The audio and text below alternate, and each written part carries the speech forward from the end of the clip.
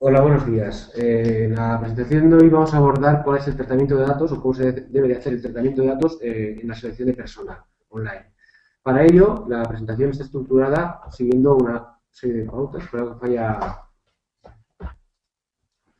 Siguiendo el siguiente índice, hablaremos primeramente de una pequeña introducción a la RPD, cómo se debe realizar la recogida de datos online, puesto que tiene una serie de características que son específicas del medio, y finalmente daremos los diferentes escenarios en los cuales se puede dar una recogida de datos, desde una bolsa de empleo, un formulario web o otras diferentes posibilidades que hay para la recogida de datos en un medio online, incluido las redes sociales. Para ello, primero de todo, haremos una introducción a qué es qué legislación es la que estamos hablando, de qué estamos hablando. Realmente, todo esto se basa en una directiva de la Comunidad Europea y un artículo de la Constitución que incidirían sobre la privacidad y la intimidad de las personas. Esto, en el ámbito de toda Europa, toda la Unión Europea, ha generado una serie de legislaciones que en España se ha convertido en lo que es la LOPD, la Ley Orgánica de Protección de Datos.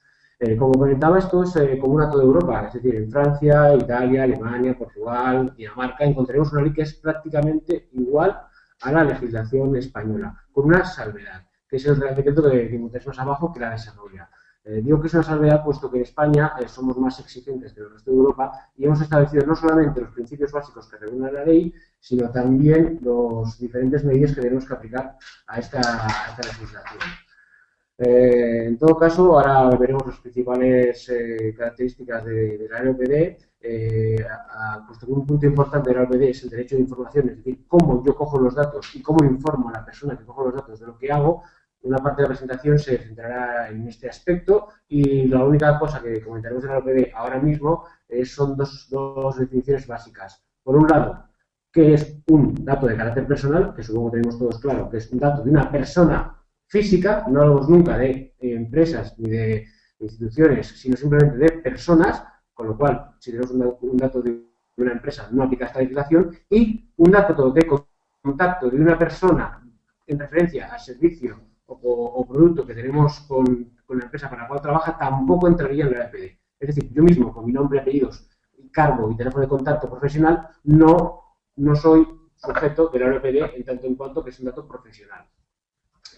A partir de aquí vamos a entrar un poco en detalle, hablando del Real Decreto. El Real Decreto, como he comentado, establece las técnicas organizativas, es decir, no solo te dice los principios que tienes que cumplir, sino específicamente qué debes de hacer. Para ello, lo que se hace es determinar tres niveles de sensibilidad de los datos. Los datos de nivel básico serían los datos identificativos, nombre, apellidos, dirección, DNI, teléfono, datos de familia, número de cuenta bancaria, todo esto es datos de nivel básico. Claro, cuando hablamos de selección de personal no estamos hablando de estos datos, estamos hablando además de todo un perfil académico o profesional que nos metería dentro del nivel medio, es decir, los datos que permiten hacer un perfil, la solvencia patrimonial y crédito o hacienda pública. Es en general, cuando hablamos de selección de personal estamos dentro del nivel medio. La única excepción es cuando estamos tratando datos de salud, que como veis corresponden al nivel alto. Estos son los datos considerados como especialmente sensibles. ¿Es importante que cojamos datos de nivel medio o del alto en nuestra selección de personal? Sí, es importante en tanto en cuanto las medidas requeridas para cada uno de estos niveles son más exigentes en cuanto más alto es el nivel de sensibilidad. ¿Debemos de dejar de coger datos de este tipo porque nos exige la ley más medidas? No, nosotros siempre tenemos que considerar qué necesitamos para hacer la selección de personal. Y a partir de aquí tenemos que construir nuestras medidas internas de empresa para garantizar el cumplimiento de la legislación. Un apunte que sí que es importante a nivel de la selección de personal es que hemos dicho que los datos de nivel alto son, entre otros, los de salud. Pero este Real Decreto, una cosa buena que aportó en el 2007-2008, fue el considerar que cuando tú tenías el grado de minusvalía, es decir, el porcentaje, o bien si tenía un certificado de minusvalía, este Real Decreto consideró que esto no era aplicable el nivel alto, sino más bien el nivel básico. ¿Por qué? Porque era una obligación legal decir si una persona no tiene minusvalías, en tanto en cuanto cuando yo tengo un número de trabajadores mínimo, debo de cumplir con un mínimo de porcentaje de personas con minusvalía. Porque tener un certificado de minusvalía no me está diciendo qué minusvalía tiene, sino que tiene una minusvalía, pero no cuál. Esto es importante. porque a partir de aquí ha simplificado mucho las tareas, sobre todo a nivel de recursos humanos, en todas las empresas de España. Bueno, en definitiva, los currículos se corresponderían al nivel medio en general, excepto que me estoy hablando de datos ya de minusvalías o de salud, en los cuales tenéis que recoger esta minusvalía, pues casos como fundaciones específicas que tratan esta información porque dan servicio a terceros. Bien, ¿en qué es importante el Real Decreto? El Real Decreto lo que es importante es que establece las medidas de seguridad que estáis viendo a continuación. Estoy viendo que el nivel básico apenas los que no se ven.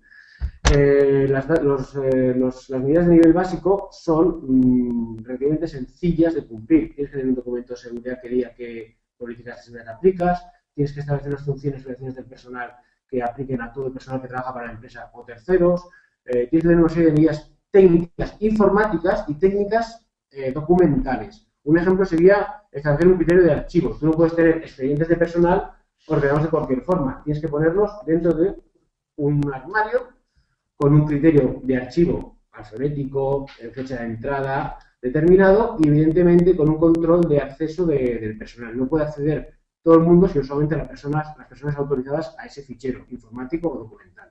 Todas estas medidas no vamos a entrar en detalle, puesto que no es el objetivo del webinar de hoy, pero es conveniente tener en consideración que en el momento que tenemos datos de carácter personal tendremos que aplicar unas medidas técnicas, informáticas, documentales y organizativas, incluyendo la formación del personal o la firma de cláusulas de contratos con terceros que nos den un servicio y nuestro propio personal.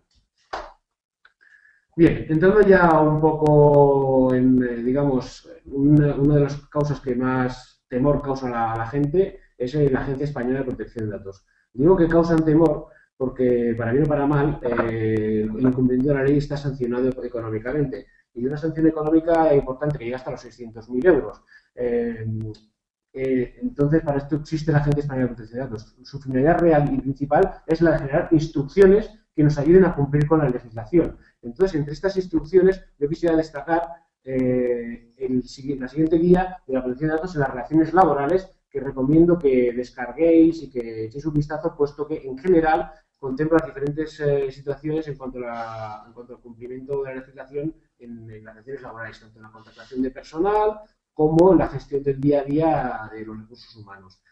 Tony ahora os enviará un enlace con este PDF de la Agencia Española de Protección de Datos que podréis consultar tranquilamente en vuestro despacho. Bien, evidentemente, una función importante de la Agencia Española de Protección de Datos es hacer instrucciones y otra es realizar inspecciones, ya sea de oficio o denuncia, que podrían acabar en sanciones. He de decir que el ámbito de actuación de la agencia es hoy por hoy todas las empresas privadas españolas y las administraciones públicas fuera del ámbito de Euskadi y Cataluña, que Euskadi y Cataluña tienen sus propias agencias o autoridades de protección de datos que tienen como ámbito las administraciones públicas. Hasta hace no mucho también existía una agencia madrileña de protección de datos, pero fue liquidada por el tema de optimización de recursos públicos. Bueno, hablando solo un poquito más de la Agencia Española de Protección de Datos, he de comentar que las instrucciones y recomendaciones más específicas o más sensibles que ha habido últimamente han sido las relativas a la videovigilancia o a las cookies, que es un tema que en los últimos años, los últimos año y medio, los últimos 2 años, preocupan bastante a la gente que tiene un portal. El hecho de que si tengo cookies, ¿cómo cumplo la ley? Puesto que ha habido una modificación europea que afecta a todos los portales. Y el foco, digamos, que son los 600.000 euros a los cuales tú puedes enfrentarte si no cumples la ley. Estos 600.000 euros son reales, es decir, Google ha recibido varias sanciones de este tipo, Telefónica también, pero evidentemente es cuando haces un uso indebido y flagrante que incumple la legislación. Un ejemplo claro es Telefónica en su momento tenía toda la base de datos de todos sus clientes. Estos clientes lo que hizo fue coger esta base de datos y pasarla a otra empresa que se llamaba Movistar, que sí, es Grupo Telefónica, pero no es la misma empresa, es otra empresa. Esto fue considerado una cesión indebida de datos y fue sancionado con 600.000 euros. Dentro de recursos humanos hay una historia muy curiosa que pasó hace no mucho en Barcelona. No sé si recordaréis el Fórum de las Culturas. En el Fórum de las Culturas, el Ayuntamiento de Barcelona contrató a Randstad para hacer una serie de gestión de recursos humanos, de becarios, contratos temporales, y al finalizar el evento, parece ser que se dejaron olvidados los currículums que volaron cual alegres palomitas por las playas de Barcelona. Evidentemente, esto supuso una inspección por parte de la Autoridad Catalana de Protección de Datos, que es la que tiene competencia con el Ayuntamiento. El Ayuntamiento dijo muy claramente: yo esto lo he subcontratado, yo esto lo tengo regulado en un contrato que tiene sus cláusulas de confidencialidad y quien ha hecho el servicio es Randstad. Con lo cual, la Autoridad Catalana archivó automáticamente la inspección, pero pasó nota a la Agencia Española de Protección de Datos, que evidentemente sí que tomó cartas en el asunto y tuvo que sancionar a Randstad por este tratamiento indebido de los datos. Bien, ahora si entramos un poquito en lo que es la recogida de datos online, aquí sí que son los principios básicos que tiene que cumplir cualquier recogida de datos o cualquier tratamiento de datos con respecto a la LOPD, ya sin entrar en detalle en lo que es el Real Decreto, simplemente entrando en lo que son los principios básicos de la Ley Orgánica de Protección de Datos. Y esto es exactamente igual para cualquier país europeo y cualquier recogida de datos que hagáis en Europa. Y cuando digo en Europa estoy diciendo no desde España a Europa, sino si tenéis alguna delegación o alguna filial o alguna empresa fuera de España y que haga la recogida desde allí. Puesto que si hacéis una recogida desde España de datos de cualquier país del mundo, la legislación que se aplica es la española, en tanto cuanto sea la Unión Europea. Bien, el primer punto sería el básico, la recogida lícita y de los datos. ¿Qué significa esto? Primero, que cuando yo cojo datos de alguien, tengo que informarle muy claramente de que existe un fichero, para qué utilizaré yo sus datos, si los voy a hacer llegar a un tercero o no, y quién soy yo que estoy recogiendo estos datos. Y un punto vital, que es la posibilidad de ejercer en cualquier momento los derechos ARCO. ¿Qué son los derechos ARCO? La capacidad de acceder, rectificar, cancelar o oponerse al tratamiento de datos. Luego hablaremos, puesto que esto es un pequeño gran desconocido que puede causar bastantes problemas a nivel de las empresas, puesto que en no pocas ocasiones el procedimiento interno no está claramente definido y eso implica que tengamos un punto débil, aunque cumplamos claramente la ley. ¿Qué más hay que cumplir? Supuestamente la ley habla de que tienes que tener consentimiento del afectado, que es el nombre que dan a los datos a las personas de las cuales cogemos los datos. El consentimiento del afectado solo es expreso, es decir, yo autorizo que se haga el uso de estos datos, solamente es expreso en el caso que estemos recogiendo datos de carácter personal de nivel alto, es decir, datos de salud, religión, investigación policial, raza. En la mayoría de las veces en la selección de personal no necesitamos estos datos, necesitamos como mucho los de salud si estamos buscando un puesto específico y en la fase previa ni tan solo un grado de salud, sino simplemente si tiene o no tiene un certificado, con lo cual es por eso importante definir antes de recoger datos qué datos necesitamos. Para esto hay que tener en consideración lo que he comentado, la Ley Orgánica de Protección de Datos que tiene que te obligan a informar. Si tenéis una leyenda informativa, si tenéis un formulario que coja datos, tenéis que tener una leyenda informativa que haga referencia a qué se va a hacer con los datos de ese formulario. O bien, como mínimo, un enlace de vuestro aviso legal a política de privacidad que diga claramente qué se va a hacer con esos datos. Pero el usuario tiene que estar siempre informado. Aparte de la LOPD, hay otra ley que vamos a tocar aquí tangencialmente, pero que es importante, que es la Ley de Servicios de la Sociedad de la Información y Comercio Electrónicos, alias LSICE, que regula dos cosas. Por un lado, el correo electrónico. Si yo cojo datos de alguien y le mandaré correos electrónicos, esta ley dice expresamente que sí que se necesita una autorización, pero con una excepción, que vayamos a mandarle o remitirle información de productos o servicios similares a los que les estamos ya ofreciendo. Si yo tengo un portal de empleo y alguien se ha inscrito en mi portal de empleo, evidentemente no tengo que pedir la autorización para mandarle información de puestos de trabajo porque se ha inscrito para esto. Lo que sí que necesitaría es la autorización de esta persona si además de temas de trabajo, de empleo, de formación, le quiero mandar pues la publicidad del último coche que está en venta o planes de telefonía móvil. Es decir, si el objetivo del portal, además de ser un portal de empleo, es mandar comunicaciones comerciales, que es de donde de hecho saca rendimiento económico el portal. Esto por un lado. Entonces es importante saber, cuando yo cojo datos, voy a mandarle correos aparte de inmigración que tengo con él para el puesto de trabajo que está libre. Voy a hacer otra cosa aparte de esto, lo tengo que tener totalmente regulado, informarme. Además voy a mandarle comunicaciones comerciales diferentes, propias o de terceros, sin dárselo a terceros, pues entonces tengo que tener su consentimiento. El consentimiento, no sé si es momento ahora, quizás entremos en luego de preguntas y cuestiones. Hoy por hoy, de momento, el consentimiento puede ser robusto y tácito. Quiero decir que yo puedo poner por defecto que yo consiento, aunque no ponga una casillita. si lo tengo bien enlazado en el aviso legal. O puedo mandar, o puedo tener premarcado el no deseo, puedo tener premarcado el deseo de recibir comunicaciones comerciales. Hay varias formas de hacerlo. Esto hoy por hoy, seguramente con la nueva legislación europea que se tiene que aprobar entre este año y el siguiente, cambia la situación. Por último, dentro de este mismo principio, quiero hacer una pequeña mención a las cookies. Las cookies tienen los mismos principios. Si yo tengo cookies en la página web que cogen datos, que tratan datos o hacen un análisis de los datos, cogiendo datos de carácter personal, tendría que pedir un consentimiento al usuario. Esto es lo que, si por ejemplo vamos a una página web como la de Mazda, podéis ver en el extremo derecho. En Mazda utilizamos cookies para filtrar el uso de las páginas web, bla, bla, bla. Esto es importante que lo tengáis claro si vuestro portal o vuestra página web tiene cookies que recojan datos. No si son para inicio de sesión, no si son para personalizar publicidad sin coger datos del usuario, pero en el momento que cogemos datos del usuario o hay cookies de terceros específicas, tenemos que regular las cookies y coger el consentimiento expreso de esta persona. No podemos no tener cookies y no aplicarlo. Bien, para el cumplimiento de la legislación, a veces es tan simple y tan tonto como tener una ley informativa de este tipo. De acuerdo con la ley orgánica, le informamos que sus datos se han incorporado en un fichero de la empresa para tal fin. Y puedes ejercer tus derechos de acceso, rectificación, cancelación y imposición ante tal correo electrónico o tal dirección. Esta es la ley más simple que puede haber y es muy clara y muy sencilla. Pero es lo mínimo que tendría que haber en cualquier formulario de recogida de datos. O esto, o un enlace a una política de privacidad que diría esto con más desarrollo, evidentemente. ¿Cuándo tenemos que poner una casilla en un formulario? Cuando cogemos datos de nivel alto. ¿Cuándo más? Formalmente, cuando se hacen envíos de comunicaciones comerciales diferentes de la finalidad para la cual se recoge el dato.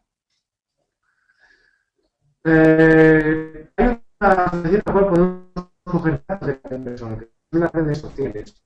En las redes sociales hay dos opciones. Yo tengo mi selección de personal en una red social con lo cual es un medio más de recogida de datos y solo tengo que aplicar lo mismo que anteriormente hemos comentado, para que se van a utilizar los datos, quién es el responsable, etcétera, etcétera, pero tenemos otra situación. Esta situación es los datos que están en Internet. Yo puedo hacer uso de lo que alguien habla en su Facebook o de lo que encuentro buscando en Google el nombre y apellidos de la persona. No. La legislación lo dice muy claramente. Solo hay una serie de fuentes consideradas de acceso público, que serían el listado telefónico, colegios profesionales, registro de la propiedad inmobiliaria y poca cosa más, y se puede utilizar de forma muy restrictiva, es decir, de forma muy delimitada. Yo no puedo libremente entrar en Google, coger información de una persona e incorporarla a su expediente de la selección del personal. No tengo su autorización. O sea, por principio no puedo utilizar estos orígenes. Y si los utilizo, no lo retrasamos, si me entendéis. No los puedo utilizar. Porque el tener acceso a la información no implica que esa información pueda ser utilizable. El que yo ponga algo en mi portal o en mi muro de Facebook no significa que un tercero de recursos humanos de una empresa propia o ajena haga uso de esa información y la incorpore. Bien. Siguiendo con los principios, un principio muy básico es la proporcionalidad cualitativa. ¿Qué es lo que necesito? ¿Necesito que una persona tenga un coche de vehículo propio para un trabajo determinado? Pues tener disponibilidad de vehículo propio. No hace falta pedir la matrícula. ¿Necesito saber el nombre y apellidos de los hijos y el nacimiento de la mujer? No. Solo tenemos que pedir lo que necesitemos. Ni más ni menos. Es decir, cuando digo ni menos significa que si necesito una información la necesito y lo demás se adaptará en función de la información que necesito. Siguiente punto, también relativamente significativo, veracidad de los datos. Los datos tienen que ser actualizados. No puedo coger una base de datos de hace 5 años y reutilizarla. Yo no puedo coger un currículum de hace 6 meses o un año, se lo doy espontáneamente y no ha sido nunca actualizado y reutilizarlo. Porque no sé la situación de esta persona. Un año aún es un periodo laxo, pero en el tema de recursos humanos, que todo es tan movible, no se recomienda que más de 6 meses o un año se reutilice un currículum. En todo caso, no hay un problema para poder, digamos, pedir una acción continua de la información al usuario. Y evidentemente corresponderse con la realidad. ¿Qué significa esto? ¿Que yo soy responsable de los datos que me dio un tercero? No, el responsable es el tercero. Lo que tengo que hacer simplemente es poner mi política de privacidad en mi aviso legal con mis condiciones de servicio, que el usuario es responsable de la información que ponga. Y yo lo utilizaré de buena forma o de forma correcta, puesto que yo estoy confiando en la palabra de aquella persona que ha inscrito su los datos es un poco lo que antes he merecido. Al final, nosotros solo se puede observar únicamente y exclusivamente hasta el momento que yo he hecho uso de esta información. Por eso es importante que en un proceso de selección, una vez que ha finalizado y que la ha sido únicamente para este proceso de selección, es siempre aprovechar un punto, conservarlo, comunicarlo. Es un simple email diciendo XX, gustaría conservar su currículum a futuras posiciones en nuestra empresa. Vale. Y por último, seguridad. ¿Qué significa seguridad? Pues implementar las medidas que antes he comentado. Las medidas son desde la seguridad semanal de la información hasta no tener un control de acceso lógico a la información que me pide un identificador y una contraseña que han de ser personales por cada usuario y confidenciales, es decir, que nadie de la empresa tendría que conocer la contraseña de un tercero, de la propia empresa, y toda una serie de legislaciones, de medidas. Aparte de estas medidas, evidentemente, están las medidas que establece la LSSI. La LSSI son, por lo que afecta a la recogida de datos, lo que he avanzado antes. Primero, si voy a utilizar un correo electrónico de un tercero para algo diferente de la recogida de datos, tengo que tener su autorización. Segundo, si tengo cookies, debo aplicar los mismos criterios. Yo no puedo implantar una cookie en el ordenador de una persona que coja su perfil, que coja sus datos, que coja sus cuentas bancarias sin tener su autorización. Y por último, cuando yo hago un envío de un comunicado comercial a una persona, tengo que cumplir unos criterios básicos. Por ejemplo, incluir la palabra público o publicidad en alguna parte del correo. No está claro si no está definido si tiene que ser en el asunto, en el cuerpo o en el remitente. Y evidentemente siempre poder dar la posibilidad y la garantía de baja del servicio de notificación de comunicaciones comerciales. Hay más medidas, pero estas son las más significativas en cuanto a la recogida de datos. Bien, vamos a hacer un apunte a los derechos ARCO. ¿Qué son los derechos ARCO? Lo hemos comentado antes. El acceso, rectificación, cancelación, oposición del interesado, que el interesado puede ser aquel usuario de quien hemos cogido datos para hacer un proceso de selección, personal propio de la empresa que quiere saber qué se hace con su información, o clientes, si estos clientes son usuarios finales, es decir, personas físicas. ¿Qué características importantes tiene? Pues que el derecho de acceso tienes como mucho 30 días para dar una respuesta. En rectificación, cancelación y oposición, como máximo son 10 días. Si sobrepasa este tiempo y no he contestado a un derecho de acceso, rectificación, cancelación o oposición, pues está muy claro que esto es sancionable. Aunque lo hagas bien, aunque tengas todo el procedimiento correcto, con el mero hecho de tener un documento dentro de la empresa, pasar más de 10 días y no contestar a esa persona, esto automáticamente es sancionable. Nosotros tenemos varios clientes en los cuales, previamente a nuestra llegada y implementar un procedimiento básico de gestión de los derechos ARCO, llegaban, quedaban en una bandeja de entrada la carta, pasaba un mes, 2 meses, y sorpresa, llegaba una denuncia de la Agencia Española de Protección de Datos, puesto que no se había garantizado el derecho de un usuario al acceso a la información que tenían. Evidentemente, esta sanción era automáticamente aplicable, puesto que no había lugar a excusas ni justificaciones. No se había garantizado el tiempo máximo por ley. Esto en España es así, en Rusia son menos días, aunque se puede en la Unión Europea. En otros países el margen puede variar, pero en todo caso, siempre y cuando tengáis la base de datos física, soporte aquí en España, tenéis que aplicar la LPD. Bien, entonces vamos a entrar a 3 de estos 5 escenarios posibles de selección online. En selección online combino estas 5 posibilidades. Tener un formulario web en el cual cogemos simplemente nombre y apellidos, adjuntamos un currículum o 4 notas, y esto va automáticamente por correo electrónico. Una base de trabajo online ya con más cara y ojos, en la cual se puede tener un perfil, dar de alta las características que tenemos nosotros mismos. Una base de trabajo propia, pero que está en un servidor de un tercero, es decir, que nosotros lo que hemos hecho es contratar una empresa para que haga el servicio, aunque la propiedad es nuestra. Y finalmente la selección en portales de empleo, es decir, InfoJobs, InfoEmpleo y otros como tal. Y como apunte final, ¿qué pasa con la selección por cuenta de terceros? Es decir, yo contrato a Manpower o contrato a Michael Page para que me busque un personal. Pues es otra situación diferente en la cual realmente nosotros hemos delegado completamente el servicio y no tenemos más aceptación o afectación que tener bien ligado el contrato con esta empresa. Viendo algunos ejemplos. Formulario web, lo que he comentado. Yo tengo un formulario en mi web, la gente rellena 4 datos, o 5 o 10, de contacto o con una mínima descripción, que esto automáticamente se remite a recursos humanos. Y no queda, en principio, en ningún sitio fuera de ficheros de la empresa. ¿Qué es lo que hay que hacer mínimo aquí siempre? Evidentemente, las leyendas LOPD para recogida de datos y garantizar los derechos de autor. Y, según el uso que hagamos de estos datos de correo electrónico, el aviso legal en cuanto a que yo autorizo el envío de correos electrónicos comerciales. ¿Quién me puede afectar o quién puede estar implicado además de mi propia empresa? Pues la figura del encargado de tratamiento, que es aquel tercero un servicio para mí. Yo le delego unas tareas, él las hace y yo, entre comillas, me olvido, puesto que yo lo que tengo es el resultado. Es un ejemplo, Randstad, en el ejemplo del Ayuntamiento de Barcelona que he comentado antes, tiene un ejemplo claro. El Ayuntamiento de Barcelona no contrató al personal, contrató a una empresa para que hiciera la contratación de personal. Randstad era un encargado de tratamiento.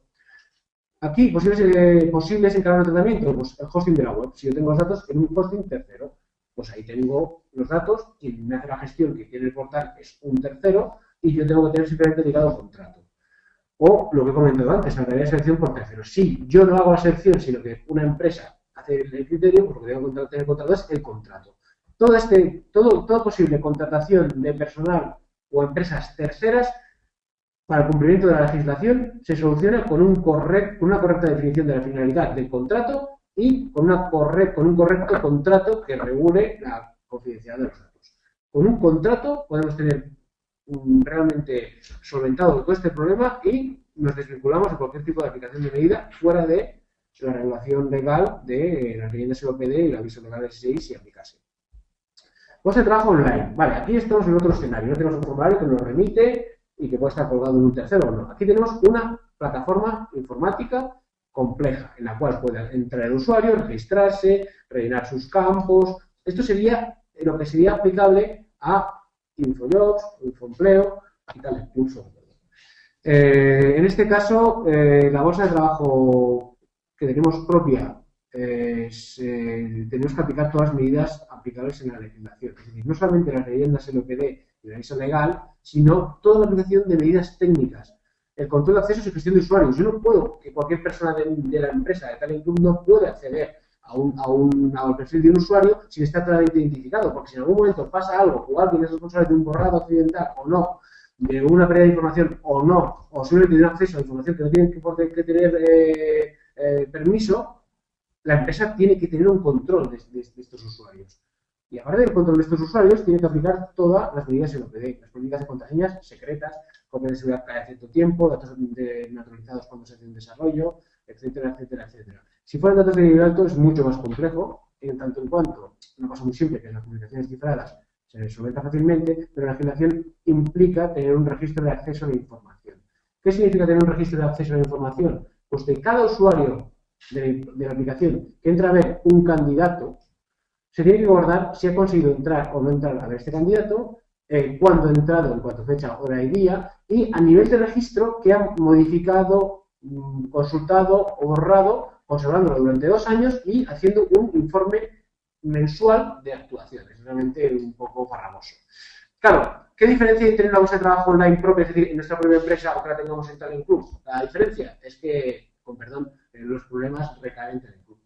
Talent Club es el que tiene que aplicar todas estas medidas y nosotros tenemos que vincular en cuanto a tener un contrato, establecer las instrucciones a Talent Club para qué es lo que debe hacer o dejar de hacer con esta información y periódicamente, evidentemente, tener nuestros informes con nuestra información. Pero las medidas técnicas, si no las hacemos nosotros, las haría el tercero. En este caso, pues, el Talent Club.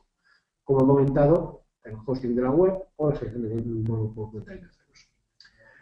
Por dar este empleo, aquí no estamos hablando de una bolsa propia, es decir, no somos el responsable del fichero ni es nuestro los datos, son datos de un tercero. Este es el caso de Infoempleo o Infojobs o Monster. Ellos tienen una gran base de datos que se apuntan millones de usuarios Los datos no son nuestros, sino simplemente como empresa nos apuntamos en este portal, hacemos una serie de filtros y cogemos aquellos usuarios que creemos que cuadran con nuestro perfil. Recuerdo, los datos no son nuestros, los ficheros no son nuestros, son de estas empresas.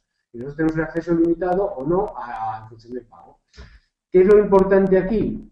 La responsabilidad que tenemos es que cuando pongamos una oferta en estos portales es poner claramente la finalidad, poner claramente el puesto de trabajo, puesto que aparte de la LOPD y la NSI y otras legislaciones, yo recuerdo en uno de estos portales, tuvimos hace no mucho un juicio, nosotros, en el cual un usuario demandaba al portal por discriminación sexual, puesto que había puesto camarero, no había puesto camarero o camarera.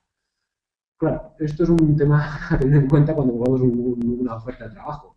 ¿Puede de alguna manera discriminar por razón de sexo, edad, fecha de nacimiento, por cualquier motivo que está regulado por la ley de igualdad?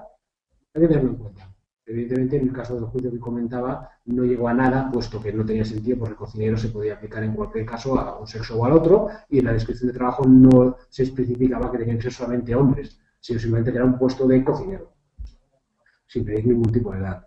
En este caso, medidas aplicables, lo que he comentado, el acuerdo con el portal de empleo y regular las responsabilidades claramente de cuando cogemos estos datos, quién no tiene los datos, pues que tendremos un fichero interno. A partir de aquí, poca cosa. Evidentemente perdemos el control sobre los usuarios y el personal, pero es otro tipo de diferencia. En fin, como consideraciones adicionales a los escenarios posibles que hemos comentado, vamos a comentar 3 puntos. Estos 3 puntos son, por un lado, la selección de personal para grupos de empresas. Grupos de empresas, ¿recordáis lo que he comentado de Movistar y de Telefónica? Que Telefónica pasó datos de usuarios para que Movistar hiciera publicidad y fueron sancionados por 600.000 euros. Pues está muy claramente, se tiene que decir muy claramente, cuando yo, como grupo de empresa, cojo datos de alguien, si lo voy a hacer para mi empresa o para todas las empresas del grupo. ¿Qué significa? Pues que una multinacional o una red de empresas, cuando coja los datos, tiene que informar que el dato lo voy a coger para mí y para esta empresa o el grupo de empresas que están enlazados en tal sitio. El dato, cuando lo he cogido, estará en mi fichero o estará en el fichero de todo el mundo. ¿Va a haber una cesión entre las empresas o no? Estas son cosas que se tienen que tener en consideración cuando estamos hablando de grupos de empresas. Otro punto importante es las transferencias internacionales de datos. ¿Qué significa esto? Significa que mando datos al extranjero. Ah, bueno, pero esto no mando datos al extranjero. Bueno, un segundo. Yo utilizo el Dropbox, yo utilizo el Google Drive. Estos ficheros no están en España, no están en Europa. Estamos dando datos al extranjero. Esto es una transferencia internacional de datos. Cuando hay datos en un hosting de Holanda, no pasa nada, puesto que el marco legal es exactamente el mismo. No tenemos que hacer nada. Cuando los datos están en Singapur, en Estados Unidos o en Argentina, pues sí que puede pasar algo. Hablaremos de Estados Unidos, puesto que Estados Unidos sí que es el caso más claro de hosting o de también de datos por terceros, ya sea para filtrados, para emailings, con estas aplicaciones. Y lo que es muy importante es garantizar que la empresa que estamos contratando esté metida en el Safe Harbor, que es el puerto seguro. ¿Qué es el Safe Harbor? El Safe Harbor es un grupo de empresas que se han agrupado que están dentro de este colectivo que garantiza el cumplimiento de la legislación europea. Hay un Safe Harbor para Europa y un Safe Harbor para Suiza. Y lo que te está diciendo, si yo contrato a alguien como Dropbox, ahora está en Safe Harbor, hace un par de años no está ahora está, puedo hacerlo sin problemas. No hago una transferencia internacional de datos, ni tengo que pedir permiso expreso al usuario, ni al director de la Agencia Española de Protección de Datos, porque estoy en una empresa que está dentro del Safe Harbor. Si voy a contratar un hosting muy barato, primero mirad que esté dentro del Safe Harbor. ¿De acuerdo? Otra cosa a tener en consideración.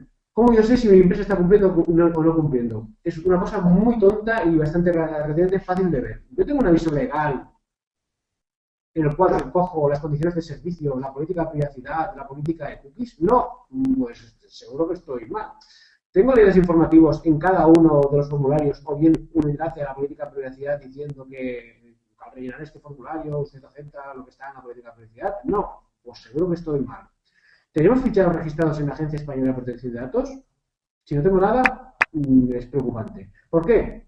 Porque una de las medidas importantes es el tener reflejado en la Agencia Española de Protección de Datos los ficheros que tratamos. Esto, si vamos al portal de la agencia, poniendo cualquier nombre, no sé, no por nada, más que nada porque acaban de comprar uno. Si pongo Vodafone, veo que, mira, Fundación Vodafone, que no es Vodafone, tiene datos.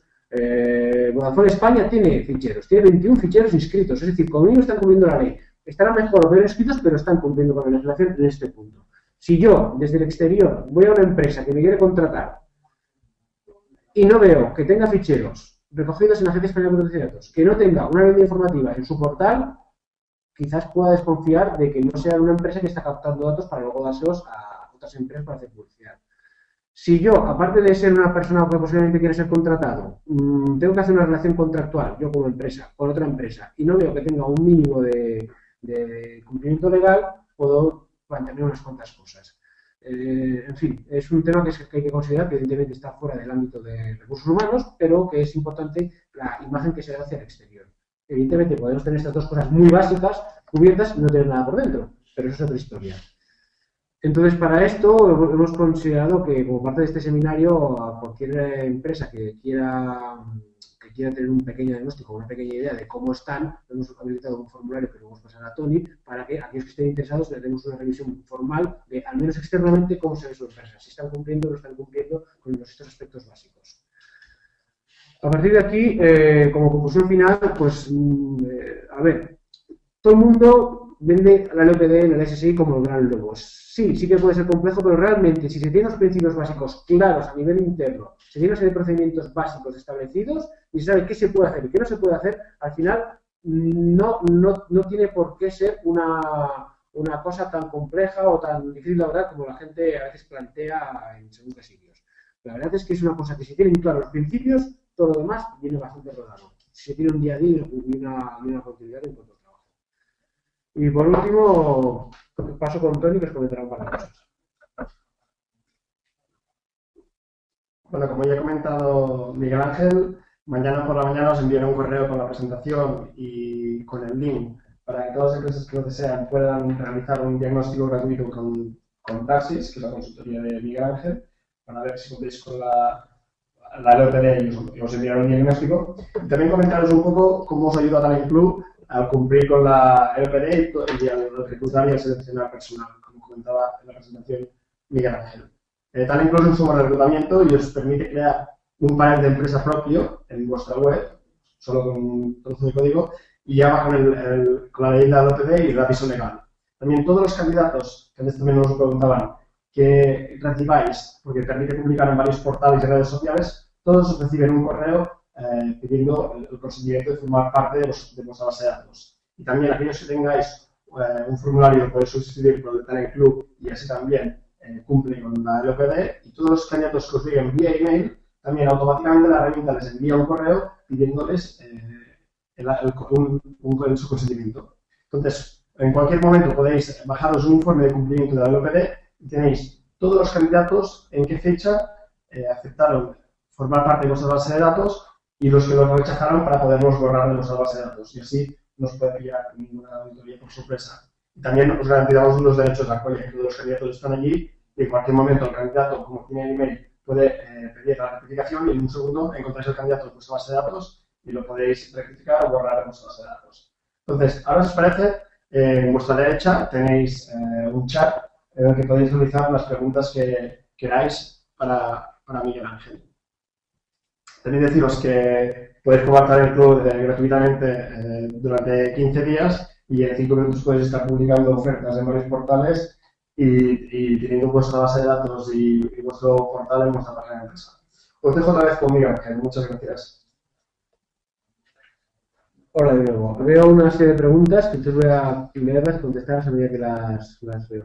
Primera pregunta, si presto servicio a personas en domicilio, ¿tengo que tener ficheros de usuarios o no? Ya que los usuarios son personas dependientes. Esto es independiente, es decir, si tú eres una empresa o profesional o autónomo y tienes datos de personas, sean dependientes o sean personas sin este problema de dependencia, tienes que tener registrado un fichero en la Agencia Española de Protección de Datos y aplicarla ahí. Tener un documento de seguridad, tener las medidas de aplicación de medidas técnicas que exige el Real Decreto. Esto es independiente, es decir, sí, tendrías que tener un fichero registrado. Esto es un proceso muy sencillo bueno, siempre que hacer es un proceso sencillo, es una serie de práctica, pero sí tendría que tener un fichero registrado a nombre tuyo como, no sé si empresa o persona profesional, porque no me queda claro. Pero no importa que seas una persona dependiente o no. ¿Se pueden recoger datos de LinkedIn? No. En principio, LinkedIn es una red profesional de intercambio de contactos, pero si es de forma. Si la pregunta es únicamente, ¿se pueden recoger datos de LinkedIn? La respuesta es no.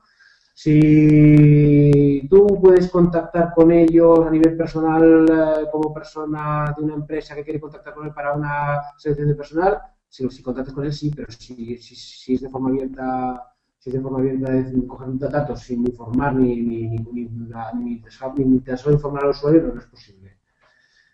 Hola, ¿se entiende entonces que se debe contestar a todos los currículos que entran en una empresa, sean o no seleccionados por el proceso? No. O sea, un currículum que se manda a una empresa fuera de un proceso de selección se considera un currículum espontáneo. Si es un currículum espontáneo, es de educación o es cortés, si te lo quedas, mandarle un correo diciéndole gracias por enviarnos su currículum, lo tenemos en consideración para futuros procesos o para procesos que tengamos, y gracias, y pues, además, bueno, es un texto un poquito elaborado para poder contestar e informarle de que lo vas a conservar. Si es un currículum espontáneo que no lo vas a conservar, pues no. En cambio, si es un currículum que entra en una empresa dentro de un proceso de selección, no es que los tengas que contestar, porque en el propio proceso de selección tienes que ver la línea informativa y los contestarás o no en función de tu política de empresa, pero no de cumplimiento legal, puesto que lo has cumplido si lo has informado previamente. ¿Hay que disponer de alguna plataforma para los usuarios y sus derechos ARCO? O para modificar, cancelar, etcétera, ya se cumpliría la ley. A ver, los derechos ARCO. Los derechos ARCO, si no se dice nada en tu aviso legal o tu política de privacidad, por defecto aplicaría lo que viene determinado en la ley. Es decir, que el usuario debería mandar una solicitud por escrito con fotocopia del DNI a la dirección de contacto. Evidentemente, esto en un medio online es, aberrante o más bien desproporcional. Si yo tengo un medio online en el cual te pido un usuario o contraseña y un email de contacto, tendría que favorecer el correo electrónico para contactar. Entonces, en este sentido, con la segunda parte que me estás comentando para modificar, cancelar, etcétera, llame a, ¿se cumplirá la ley? Sí, pero el llame a, si has cogido un correo o has cogido los datos de forma online, deberías de serlo con un correo electrónico para que sea proporcional. No me pidas un 906 o un 806 para contactar, o un 93 o un 91 si te he hablado de forma online. Lo que hay que tener claramente a nivel interno es un procedimiento. El procedimiento puede ser tan sencillo como un correo electrónico en el cual la gente dirige sus demandas, o puedes tener un formulario, o puedes tener una plataforma intranet, extranet, puedes hacer lo que quieras, pero lo que tienes que hacer es garantizar los derechos de forma clara y gratuita. No sé si con esto contesto la pregunta. En un formulario de contacto en el que se recogen datos, pero solo para responder al usuario, también tenemos que proporcionar estas medidas. Si los datos los conservas, sí. Y en todo caso, las medidas de un formulario de contacto es simplemente decir, le informamos que sus datos son recogidos únicamente y exclusivamente para responder su solicitud. No vamos a más. Si queremos seleccionar una persona con discapacidad, ¿podemos publicar una oferta indicándolo? Sí, no hay ningún problema. Siempre y cuando sea el grado de discapacidad o que como requisito tenga un certificado de discapacidad, esto es un dato de nivel básico. Si además quieres coger datos de la discapacidad, podrías, pero entonces estamos hablando de datos de nivel alto y implican lo que he comentado, autorización del usuario y aplicar todas las medidas técnicas, pero no es imposible. Un momento, es que quería retroceder. Hay normativa específica sobre claves de acceso de usuarios y la RPD en el Real Decreto establece claramente en uno de sus principios básicos, a nivel básico, establece que las claves de acceso, es decir, las contraseñas, tienen que cumplir 3 principios. Primero, tienen que ser personales y confidenciales. Nadie puede conocer la contraseña de un tercero, ni informática, ni tal en club de sus usuarios, ni yo de mi vecino. Si a mi vecino le doy la contraseña es mi responsabilidad, no se la tengo que dar. Ese es el primer principio que tiene que tener cualquier contraseña. Segundo principio, tiene que hacer un bloqueo ante accesos reiterados no autorizados. El bloqueo significa que si yo intento hacer 1, 2, 3 o 5 veces, por decirlo de una manera, la contraseña se bloquea. La legislación no entra en qué significa bloquear. Entonces hay bloqueos que implican que a la media hora o a la hora puedes hacerlo, o hay bloqueos que tú lo que haces es regular que tengas que ponerte en contacto con la informática para desbloquearte. Y el tercer principio básico es que esta contraseña tiene que ser cambiada periódicamente. ¿Cada cuánto tiempo? Fue una buena pregunta que se hizo en el 2007 y la ley puso que al menos una vez al año, que es ridículo. Desde el punto de vista de seguridad de información tendría que ser cada 90 días como mínimo, pero la ley te permite que si cambias la contraseña una vez al año, pues ya estarías bien. La legislación no entra en cuanto a la calidad de las contraseñas, la longitud de las contraseñas, entra en estos principios: confidencialidad, bloqueo de accesos reiterados y cambio periódico. A ver, ¿cómo registro que un usuario ha concedido o denegado permiso para usar sus datos? Pues en el checklist tendrías que marcarlo y tener guardado el pantallazo o la base de datos en el cual se ha denegado. Debo guardar el correo documento donde informa la política, o vale que haya una casilla en la base de datos que haya concedido su permiso. Si tú tienes una base de datos en la cual recoger los datos y marca la casilla, esa base de datos sería correcta. Luego, siempre puede haber una auditoría que te digan, bueno, pero ¿cómo sé que usted no ha manipulado esta base de datos? Y tendrías que demostrarlo tú. Si ha sido mediante correo electrónico, conserva los correos electrónicos.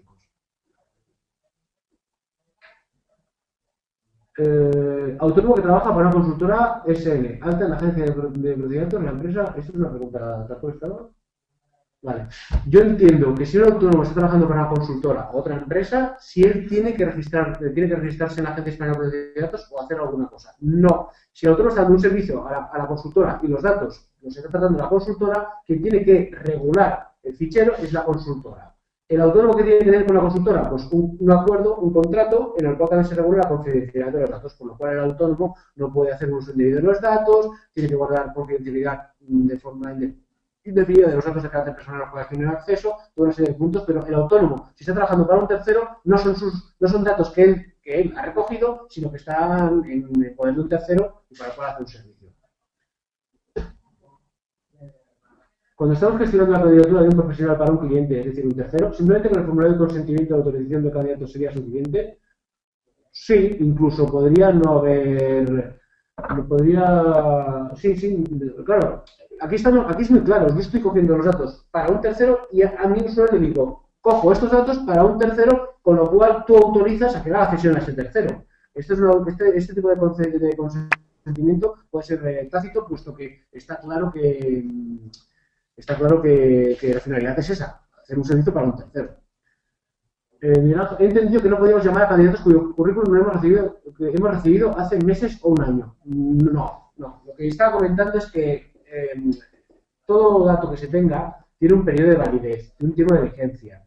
Podéis recuperar un currículum de hace 2 años, 3 años, pero la validez o el valor que tenga puede ser nulo. ¿Puedes llamarlo? Sí, pero hay que ver si esa persona ya no sigue interesado en trabajar o si no quiere o si no le interesa ya la empresa. Pero no hay, con el tema de los currículums, un tiempo máximo establecido. Lo que se recomienda en cuanto hablamos de bolsas de empleo y en cuanto hablamos de portales genéricos de empleo es que el tiempo de conservación sea en currículos espontáneos 6 meses, 1 año, que es una pregunta que no viene reflejada. ¿Es correcto avisar de que conservaremos los currículos hasta 6 meses? Sí, es correcto. Tú puedes poner informar que resultados serán tratados, bla, y en el término de 6 meses serán destruidos. Se puede informar, pero igualmente no es necesario. La ley te obliga a destruir algo una vez que se ha terminado el proceso vigente, y destruir no se tiene que interpretar como la destrucción física, sino como el no utilizar. Es decir, tú podrías conservar la información si esto es una prueba, en el caso de la consultora anterior que hemos comentado, de que tú has hecho un servicio a un tercero. Si me ha contratado a Repsol para hacer una gestión de candidatos, una selección de candidatos, y tengo que demostrar que he hecho 1000 selecciones de candidatos, debe conservar los currículos de los 1000, porque es la única prueba que tengo ante Repsol de que he hecho mi trabajo y no he cogido 3 personas primeras que he podido.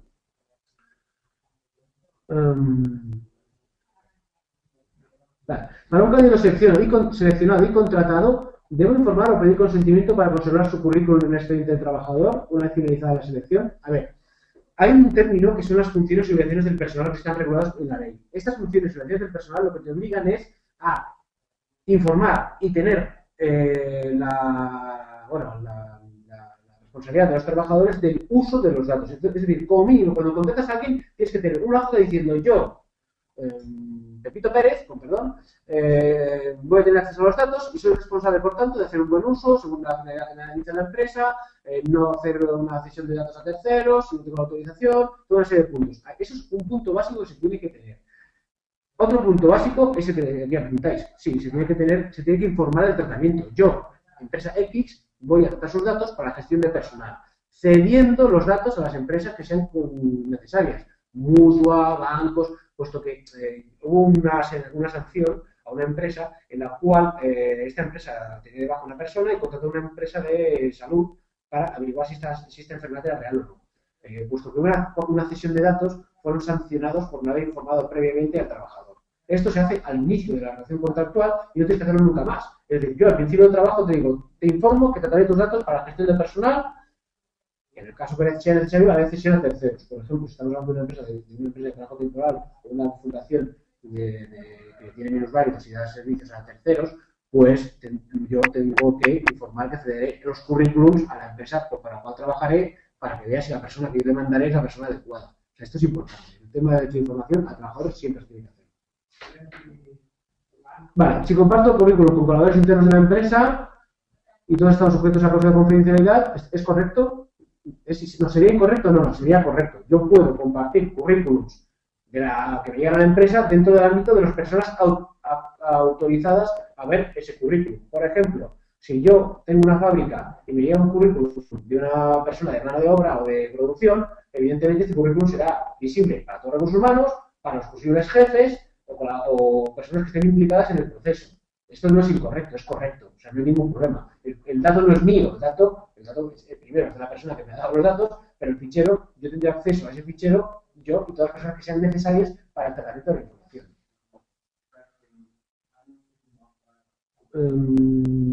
Vale. Si tenemos un currículum espontáneo físico, debemos hacerle firmar algún documento conforme que cumplimos el RPE, que sea... Claro, estamos hablando de currículos espontáneos. Nosotros tenemos muchas empresas que tienen plantas y fábricas, industrias, y que en garita o en recepción les dejan currículums.